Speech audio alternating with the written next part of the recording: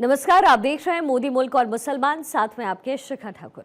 मोदी सरकार में कई जन कल्याणकारी योजनाएं चलाई जा रही हैं और इन योजनाओं को लेकर के देश के मुसलमानों का क्या है सियासी मूड।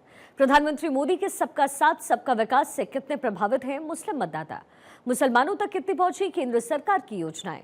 भारत 24 आपके लिए लेकर आया है इन तमाम सवालों के जवाब। तो आइए शुरू करते हैं हमारा खास शो मोदी मुल्क और मुसलमान। उन्होंने अपने स्पीच में यूएस के अंदर बोला था कि मेरा एक सपना है कि मैं देखना चाहता हूँ कि मुसलमान के बच्चे के एक हाथ में लैपटॉप और एक हाथ में कुरान हो। तो उन्होंने ये कर दिखाया।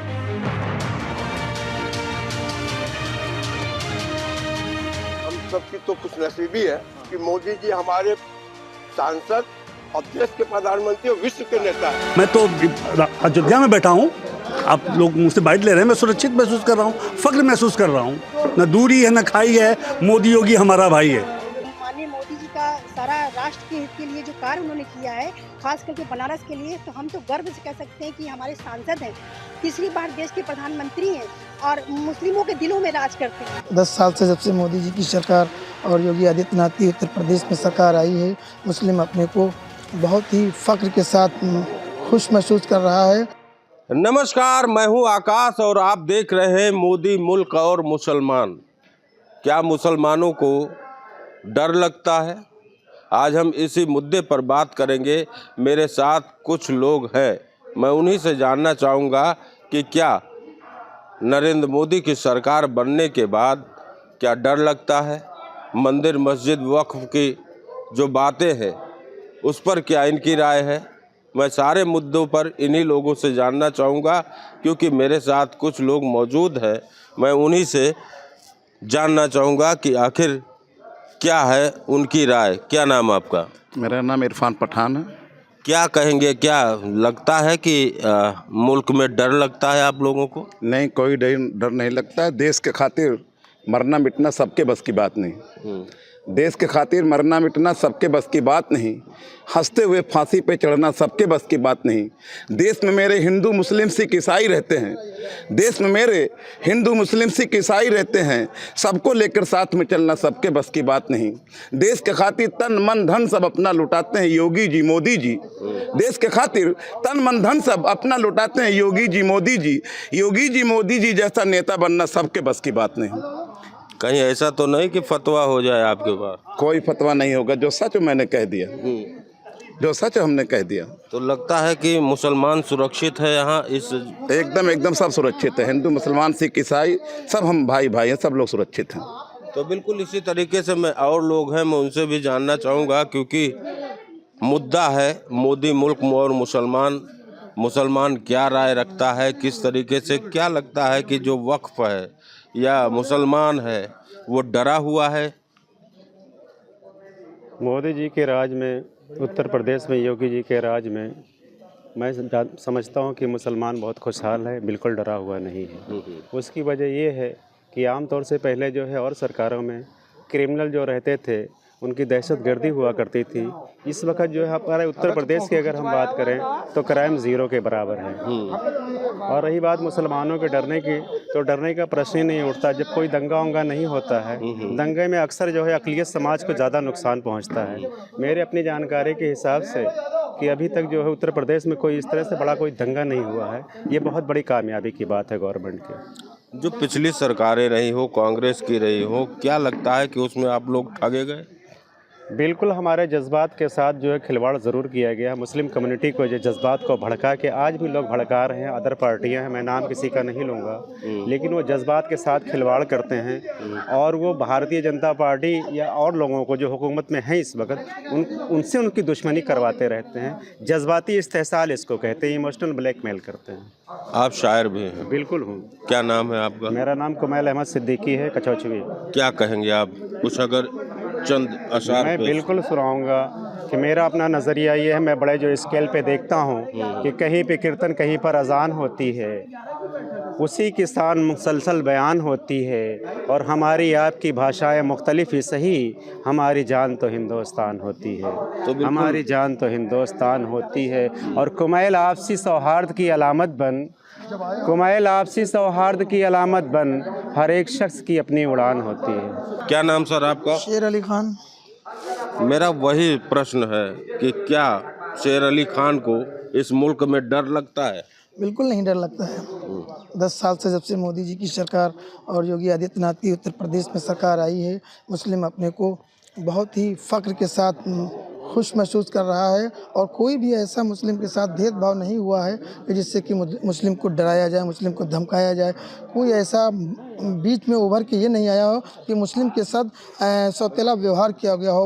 उत्तर प्रदेश में या पूरे भारत में जो भी योजनाएं आई हैं वो सारी समाज हमारे मुस्लिम भाइयों को भी दी गई, चाहे जनधन योजना हो, चाहे उज्ज्वला योजना हो, चाहे आप प्रधानमंत्री आवास योजना हो, चाहे राशन का हो, जो भी योजनाएं मिली वो सामान, चाहे शौचालय हो, स्वच्छता मिशन पे, तो सारे सामान जितने भी मतलब योजनाएं आई, सभी योजनाओं में मुसलमानों को भरपूर तरीके से पूरा सहयोग मिला है। कोई मुसलमान भारत में या उत्तर प्रदेश में डरा नहीं महसूस कर रहा। तो कौन सा ऐसा नैरेटिव है जो सेट किया जाता है मुसलमानों के बीच में एक इस तरीके की?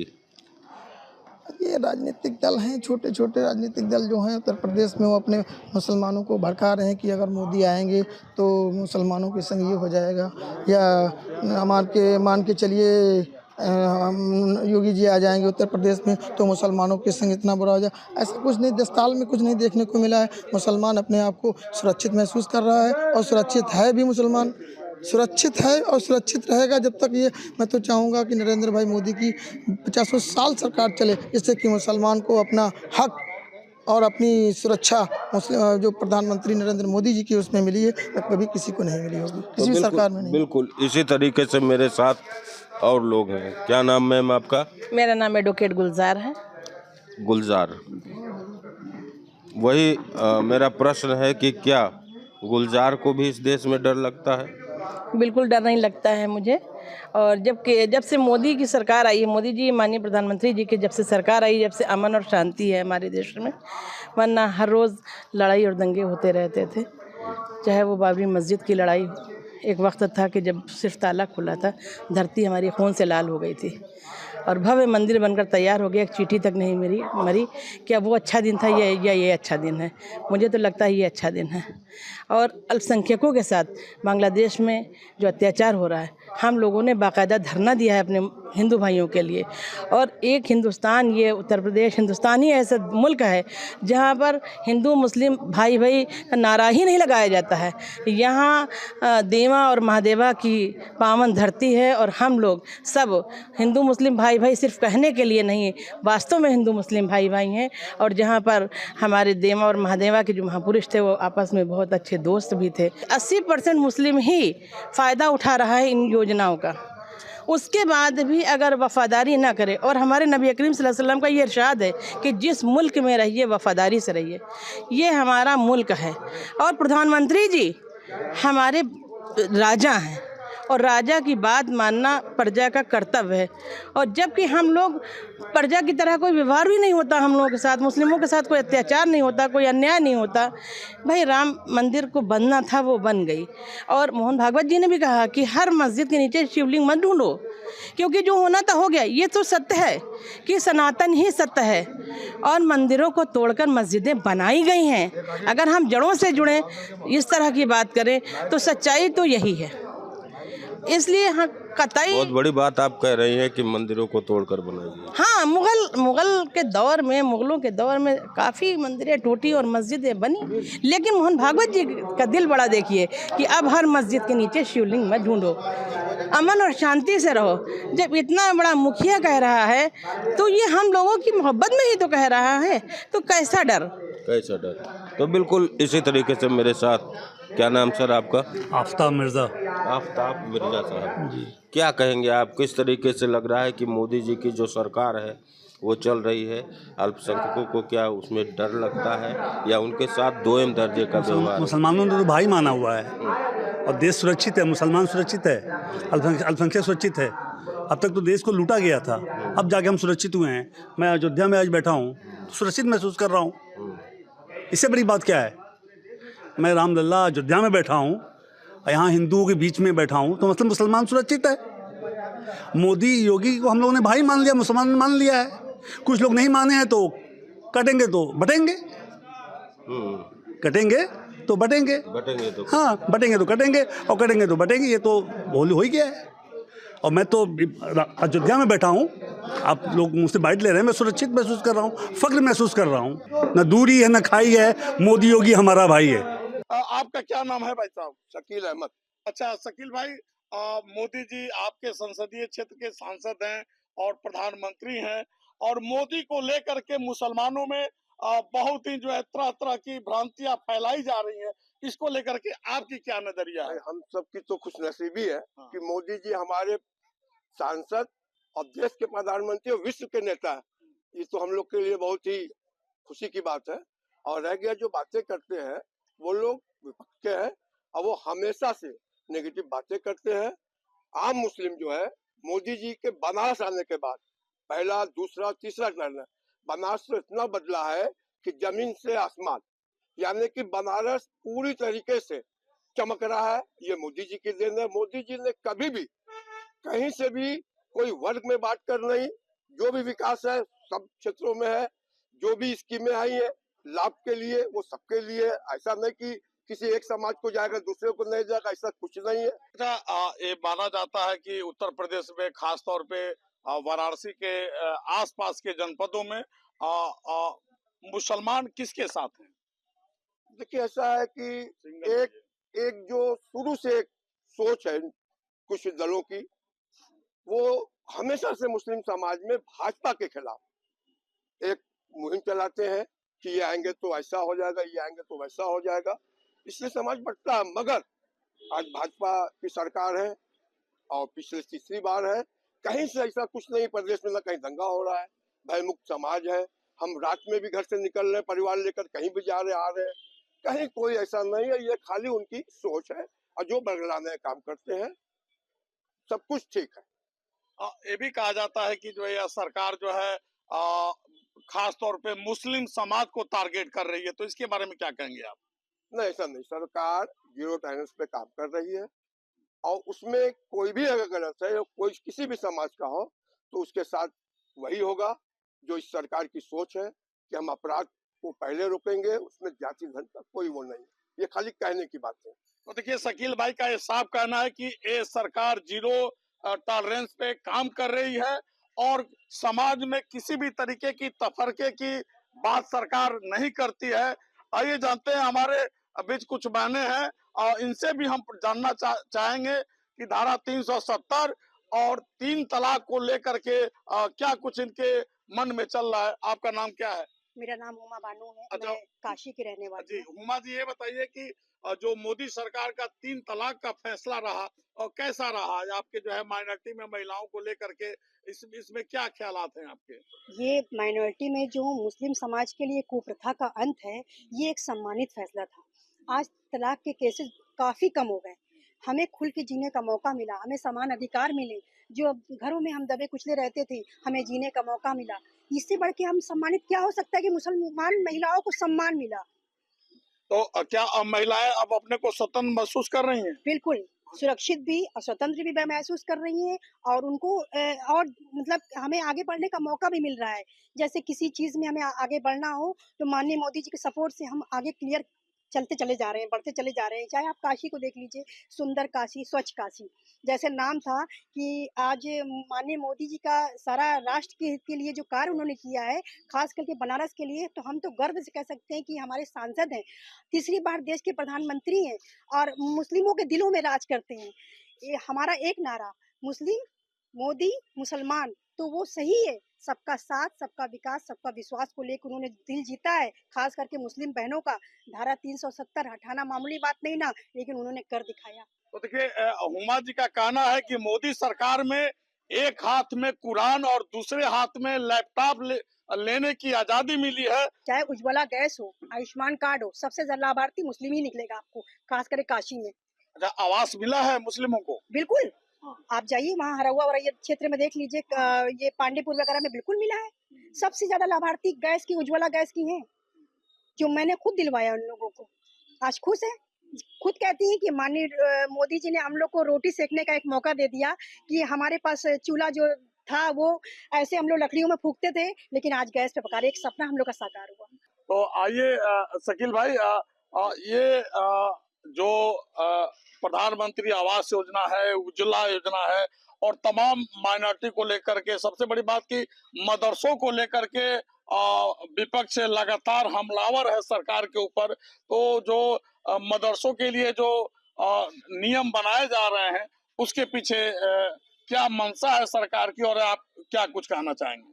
देखिए, जहाँ तक मदरसों की बात है, जो मदरसे सही और जो शिक्षा दे रहे बच्चों को, वो सारे मदरसे वाले कहीं से कहीं कोई दिक्कत में नहीं है।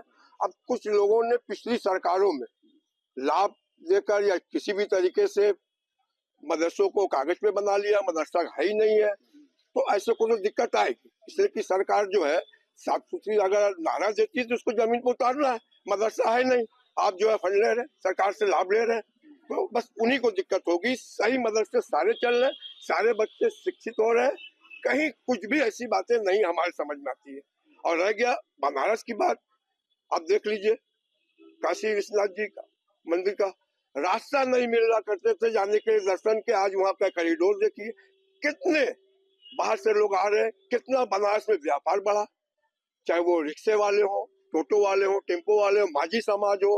हुमा जी, आप कह रहे थी काशी और मोदी के रिलेशन के बारे में, काशी और मोदी और मुसलमानों के रिलेशन के बारे में कह रही थी आप। देखिए, काशी की महिलाओं की फुल आवाज है, न दूरी है न खाई, मोदी हमारा भाई। न दूरी है न खाई है, मोदी हमारा भाई है। सबके दिलों में राज करने वाले। जी जी। अच्छा, एक चीज ये बताइए कि मोदी को लेकर के, जैसे मदरसों को लेकर के हैं, और मुसलमानों के बच्चों की शिक्षा दीक्षा को लेकर के तमाम तरीके के लोग भ्रांतियां फैला रहे हैं कि यह सरकार मदरसों को बंद कर देगी, बंद कर रही है, मदरसों पर बुलडोजर चलवा रही है। तो आपकी क्या नजरिया है? देखिए, शकील भाई ने क्या कहा था, जो लीगल है वो रहेंगे, लेकिन जो अवैध कब्जे किए गए वो तो नकारे जाएंगे।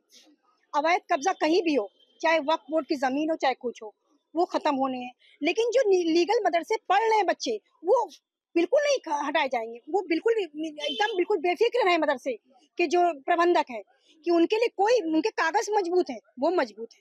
तो क्या आप मानती हैं कि मदरसों में दीनी तालीम के साथ अंग्रेजी माध्यम के भी शिक्षा दिए जाएंगे? बिल्कुल सही है, बिल्कुल सही है, क्योंकि हमारे बच्चे दीनी इस्लाम के साथ साथ अपने राष्ट्र की भाषा या अपने हिंदुस्तान में रह रहे हैं, उनका कल्चर उसको अपनाना जरूरी होगा। अगर राष्ट्रगान हो रहा है तो बिल्कुल सही हो रहा है। अगर हमारे मदरसों में राष्ट्रगान हो रहा है तो बिल्कुल लीगल है, ये होना चाहिए। सबको मालूम होना चाहिए सावधान क्या होता है, ये राष्ट्रगान क्या है, राष्ट्र की कदर ये राष्ट्र का गान है क्या, तो बिल्कुल लागू होना चाहिए। ये तो हम कहेंगे कि मदरसे वालों को ये मानना होगा कि आपको जब दीन इस्लाम के साथ साथ आप दीजिए तरबियत, लेकिन उसके हिसाब बच्चों को अंग्रेजी, गणित, हिंदी सब आना चाहिए। बच्चे दुनिया देखें, हिंदुस्तान के अंदर रह रहे हैं और उनका लीगल मदरसा रहेगा। ये भयभीत ना हो, ये माननीय मोदी जी, योगी जी कहना है कि भयभीत ना हो, माहौल खराब कर रहे हो तुम, अंदर होगे। अपराधी, आज जो अपराधी जो थे, गढ़ बना था, खत्म हो रहा है। ये एक जान के नहीं कि मुसलमान मारे जा रहे हैं, ये सोच समझ जो लोग, इन लोगों के दिल में, दिमाग में मुसलमानों को भयभीत किया जा रहा है कि नहीं मुसलमान डरो, ऐसा कुछ नहीं है। आप खुल के जी रहे हो, लाभ ले रहे हो योजनाओं का, किसके लिए? इन्हीं सरकार में। तो देखिए, हुमा जी का साफ कहना है कि मोदी सरकार में मुसलमान खुल करके सांस ले रहा है।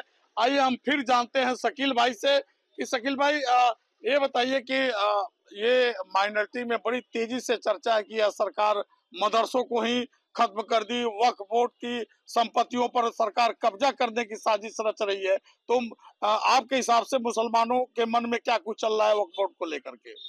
देखिए, मुस्लिम समाज के मन में साफ है कि जो भी होगा सही होगा। अभी देख लीजिए आप, अजीज पाशा का फैसला सुप्रीम कोर्ट ने 65-67 का आज 24 में जो पलटा है कि नहीं, अलीगढ़ पे और माइनॉरिटीज का हक है, आगे 3 बेंच पे सरकार आए, तो बहुत बड़ी बात है। तो इसलिए ये लोग घबराए ना। और रहेगा विपक्ष, तो उसका तो वोट बैंक है, वो तो हमेशा इस्तेमाल किए वोट बैंक समझकर। तुष्टीकरण की ये सरकार नहीं करती है, काम करती है जो जमीन पर दिखता है। आज देखिए ना, 67 का 65 में दायर किया हुआ सुप्रीम कोर्ट ने अपने ही उसको पलटा कि नहीं भाई, संसाधन जमीन उनकी पूरा सब कुछ उनका, तो उनका हक होना चाहिए। अब आगे देखिए, हम सुप्रीम कोर्ट कुछ फैसले का वेलकम करते हैं। और रह गया जो आपकी बात है, यहाँ पे सिर्फ विपक्ष बरगलाने का काम कर रहा है मुस्लिम समाज को। ऐसा हम तो कहते हैं कि ऐसा कहीं से मुस्लिम समाज को नहीं डरना चाहिए। इंसाफ सबके लिए समान है, वो मुस्लिम के लिए भी होगा, हिंदू के लिए भी होगा, सिख ईसाई जन सबके लिए होगा। मोदी जी की सरकार में भयभीत होने की कोई आवश्यकता नहीं।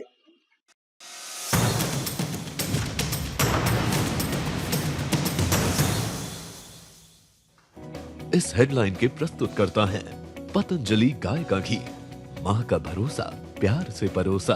सह प्रायोजक हैं सर्वोकॉन, ट्रांसफार्मर एंड स्टेबलाइजर, रखे सब कंट्रोल में। सर्वोकॉन।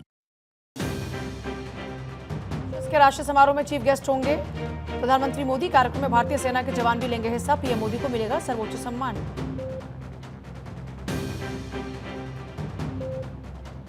वित्त मंत्री निर्मला सीतारमण से केरल के राज्यपाल की मुलाकात। केरल सीएम पिनराई विजयन भी साथ रहे मौजूद। अहम मुद्दों पर हुई चर्चा। महू हिंसा में पुलिस का एक्शन तेज। मामले में अब तक 9 एफआईआर दर्ज, 13 उपद्रवी गिरफ्तार, बाकी आरोपियों की तलाश जारी। रूस यूक्रेन युद्ध विराम के चर्चों के बीच रूसी सांसद का बड़ा स्टेटमेंट। कहा रूस की शर्तों पर ही सीज फायर होगा। जूता मार होली से पहले तिरपाल से ढकी गई दर्जनों मस्जिदें। भैंसा गाड़ी पर निकलेंगे लाट साहब। जुलूस को लेकर अलर्ट पर सुरक्षा बल।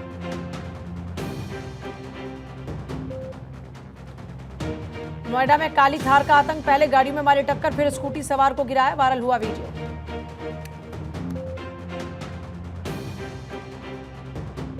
इस हेडलाइन के प्रस्तुतकर्ता हैं डॉक्टर ऑर्थो आयुर्वेदिक ऑयल और कैप्सूल्स। अब दर्द भी घुटने टेकेगा।